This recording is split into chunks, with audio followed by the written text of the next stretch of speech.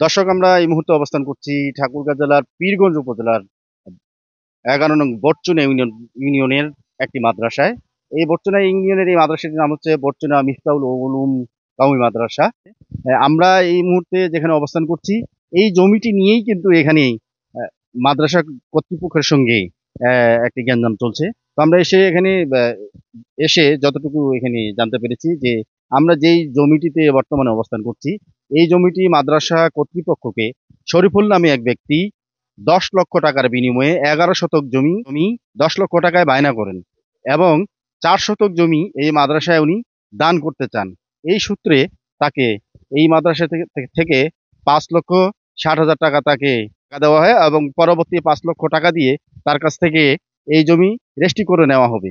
কিন্তু এখানে কথা থেকে যায় যে এই শরীফুল ইসলাম মাদ্রাসা কর্তৃপক্ষকে জমিটি না দিয়ে গোপনে এই জমিটি তার বোনকে রেস্টি করে দেয়। আমি আপনাদের এই জমিটি এখন দেখাতে চাই। এই যে আপনারা দেখছেন যে এই যে মসজিদের এই পশ্চিম পাশের যে জমিটি, সেটি হচ্ছে এই 11 শতক জমি। এই 11 শতক জমিতে কিন্তু এই মাদ্রাসা কর্তৃপক্ষ এখানে গাছ লাগিয়েছেন এবং দীর্ঘদিন ধরে এই জমিটি মাদ্রাসা কর্তৃপক্ষের দখলে রয়েছে।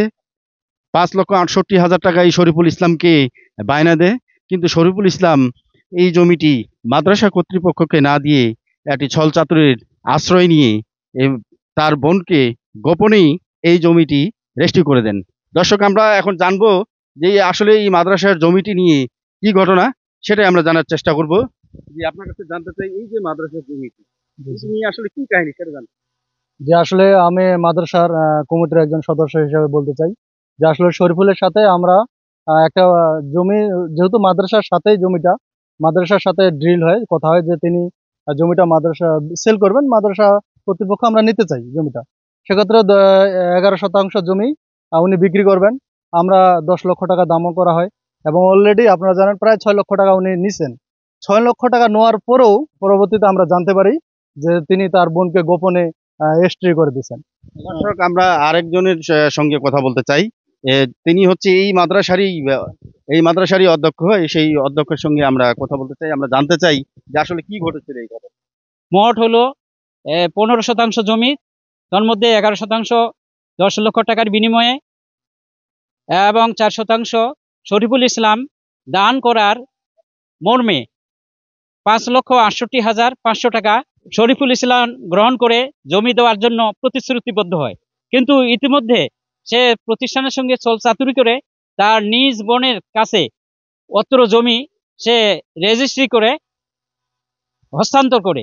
ইহাতে আমাদের প্রতিষ্ঠান যে জমি কেনার জন্য বায়না করেছিল সেই জমি থেকে বঞ্চিত হয়ে যায় এবং প্রতারিত হয়। তো উক্ত প্রতারক শরীফুল ইসলামের বিরুদ্ধে আমরা বিচার চাই। এবং এই এলাকার মানুষের দাবি এবং এই মাদ্রাসা কর্তৃপক্ষের দাবি, এই জমিটি যেন আবার এই মাদ্রাসা কর্তৃপক্ষ ফিরে পায় এবং এই মাদ্রাসার নামে যেন এই জমি রেজিস্ট্রি হয়। এটি ছিল এই এলাকার মানুষের প্রাণের দাবি। ঠাকুরগাঁ থেকে আব্দুল আলিম, চ্যানেল এস।